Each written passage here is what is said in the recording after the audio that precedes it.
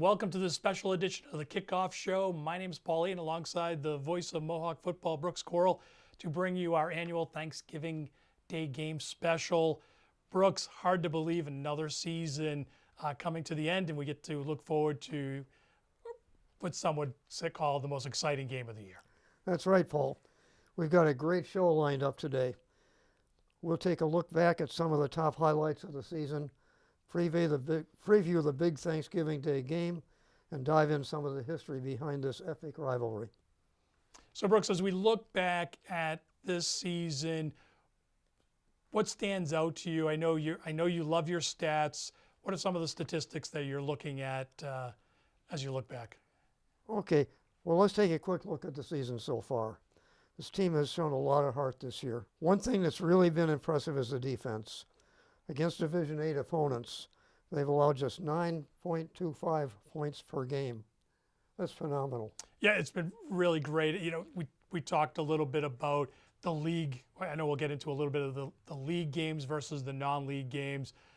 This team really impressed us during the non-league, and I know you're going to talk about some of the statistics that came out of that. Yeah. Those first 4 games. And just turning around on offense for a minute, our quarterback, Owen Caulfield, passed for a season total of 468 yards. Which, considering he missed, I think, 3 games with a separated shoulder, impressive numbers. What I really loved about watching Owen, the maturity he showed coming off of that injury, he really raised his level of play. I thought was noticeably a better and different quarterback second half of the year. What are your expectations for this game coming up? Well, let's talk about highlights. The Mohawks are 4-5 for the season. The first 4 games were all against the same size Division VIII teams. All were wins. Total of 116 points of offense, only 37 points allowed on defense. The following 5 games weren't the same. Playing larger schools in Tri-Valley competition, the injury bug hit hard. No denying that. And they did go 0-4. With the game, my vote for the most exciting game in that spread was at Medfield. With the game tied at 35-all after 3 quarters, Medfield scored 8 points with less than 4 minutes left in the game. The resilient Mohawks put on a 60-plus yard offensive series, a few penalties on each side leading down to that too, by the way. And only to have, at the end, with almost no time on the clock, there was a 25-yard end zone pass to Carter, which was intercepted. It got batted up in the air, and somebody intercepted it from Medfield. And that was the end, 43-35. Yeah, it was. We had an opportunity to call that game in Medfield. Very exciting back and forth game. We definitely got a sense that whoever had that ball last was likely going to win. And you mentioned Medfield was able to make a play. I know for folks that were there watching this, whether Jack was interfered with going for that ball. I think I've talked to a few people. Lots of opinions on it was pretty close. I've watched that replay several times. It's pretty close. I don't like to cry in my beer, though. No, certainly not. And ultimately, it was a great game. And I think everybody who was there kind of won, kind of watch that. But talking about the Medfield game and just kind of highlights in general, let's talk about some of the playmakers this year. You mentioned Owen Caulfield in the 468 yards passing, a terrific season. We might as well start with, you mentioned Jack. Jack we've seen him make such an impact on this team. Is there anything in particular, any plays that stand out to you with Jack Carter? Well, he made an interception in one of those games, and I'm trying to think which one it was. That he grabbed the interception off and ran down the left sideline without stepping out and scored a touchdown with it. Yeah, I'm trying to remember which game that was. Jack's, we take it for granted how many plays, that he makes game in and game out. But certainly defensively, it's interesting, all the offensive production from Jack, the jump balls, the touchdowns. He's really kind of impactful on both sides of the ball. Interesting that he went to the defensive side for Jack. One of the big surprises this year has to be the play of Jason Fournier. Absolutely. What are your thoughts on the junior slot receiver, bunch of touchdowns at critical plays, not afraid to go up for the ball in the middle, just really a playmaker on, Oh yeah. certainly on both sides of the ball also, but He offensively played both he ways was, so skillfully, as did Carter and a few of the other players. yeah, and certainly we could go down the line of offensive players. I'll mention one more, Liam Kraby. Absolutely. Terrific out of the running back spot, catching the ball in the flat, yards after the catch, seemingly never going down on first contact. Really, really played well. On defense, Liam Cravey with 86 tackles, 2 interceptions, 1 fumble recovery. That's impressive. Yep. Halloran, 56 tackles. I want to look down here to Jason Fournier. We were talking about him a minute ago. He had 6 pass defenses, 1 interception, and 1 fumble recovery. I mean, we could go on all night about this. Yeah, it was a really fun season. I'm thinking of that. But the thing that sticks in my mind, in a season had chains of wins and losses, that I have not seen a high school team be this resilient during the game, win or lose. If they got behind, they didn't give up. Perfect example of that. I know you and I were both at the game, Dover-Sherborne. Yeah. They fell behind early, bigger team, bigger roster, I think a little bit more experienced team. And it kind of felt like a game that was going to get away from Millis after that first half. And they hung in there, really shut down the Dover-Sherborne offense in the second half.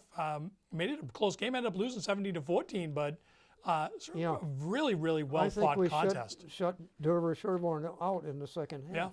Yeah. This just makes me look forward. We're only going to graduate 2 seniors this year.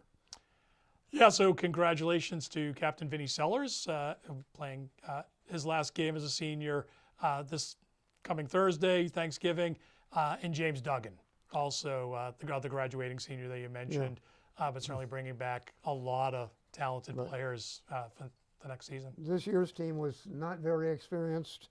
They're going to put a lot of that onto next year's roster, but let's not start there. Yeah, I think we still got a little bit of work to do. I want to give year. you some highlights of the season from my perspective. The Mohawks are 4-5 for the season. First 4 games against the same size Division 8 teams, all wins. Total of 116 points of offense, only 37 points allowed on defense. Playing larger schools in Tri-Valley competition, the injury bug hit hard, and they went 0-4. I do want to fill you in on a game that we didn't cover. It was the one playoff game they had against Boston's Cathedral High School, and that was equally exciting. Absolutely. With almost no time left, 25-yard pass to Carter in the end zone ended up literally in a toss-up, and Cathedral finally intercepted it, and that ended the game at 20-15. But against a skilled team that plays in a big league, even bigger than Tri-Valley, would you believe? A 20-15 score is nothing to be ashamed of. Yeah, I think there's a lot of great takeaways from the Cathedral game. Really well-fought game. The number 12 seed Mills Mohawks against the number 5 seed Cathedral.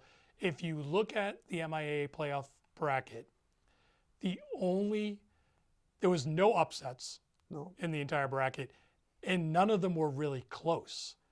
So for Millis, not in the moral victory category. I know most coaches don't want to talk about moral victories, but I had an opportunity to just kind of go through the playoff brackets for all the divisions. There was only 2 upsets in all of MIAA playoff football this year. The Mohawks were the closest lower seed to almost win a game. Played fantastically. Obviously, up 15-12 with 3 minutes left. Cathedral makes a play, right? Pass just over the top of the defense. Perfect pass, execute the touchdown. Mohawks march 60 yards downfield and have an opportunity to win the game. Pass to Jason Fournier is defended, knocked down. and time expires. But really, when you think about two plays, one goes Cathedral's way, one doesn't go Millis's way, and that's really what that hard-fought game came down to. Paul, you hit on something that entices me a great deal that you know about and I don't. And this has to do with the coaching situation at Medway. They went through about 3 years of dry spell for the coaching staff. Yeah, so we know we were there last year. Exciting 14-0 win for the Mohawks on Thanksgiving last year. We started our season off talking about that game. That's how exciting that game was.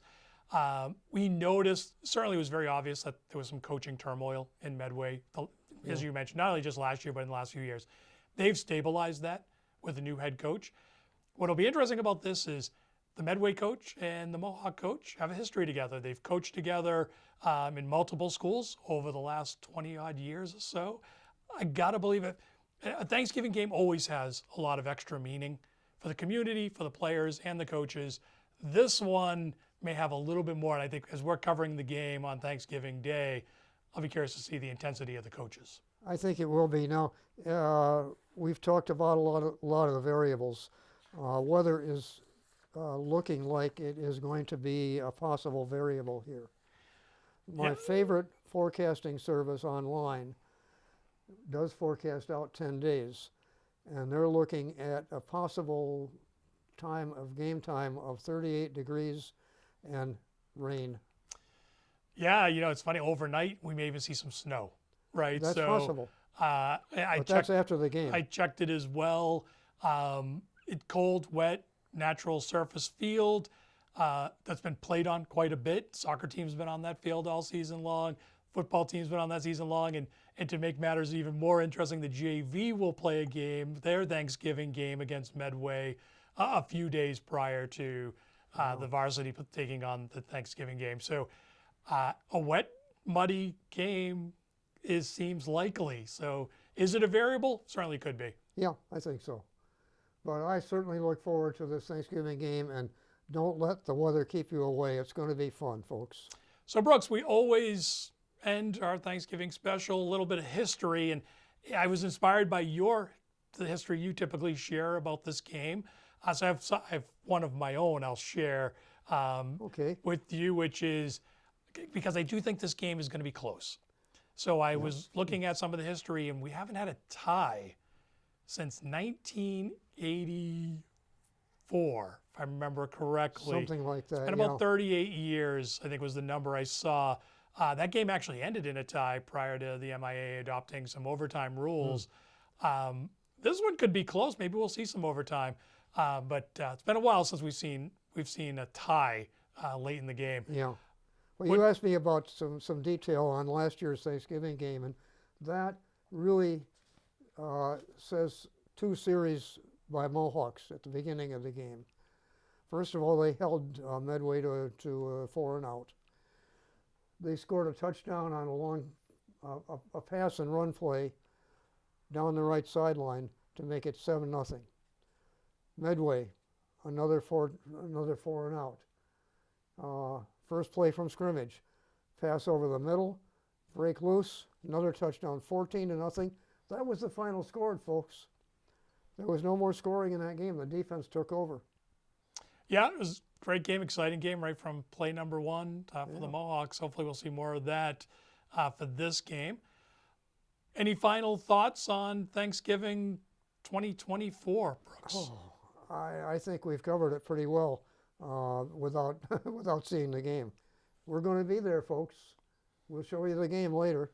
Yeah, we urge you all to come down and check out the Mills Mohawks taking on their rival Medway Mustangs on Thanksgiving morning at 10 a.m. at Mills High School. For Brooks Corl, I'm Paul Aten. Thank you for joining us for the Kickoff Show. We will see you next time. Thank you, Paul.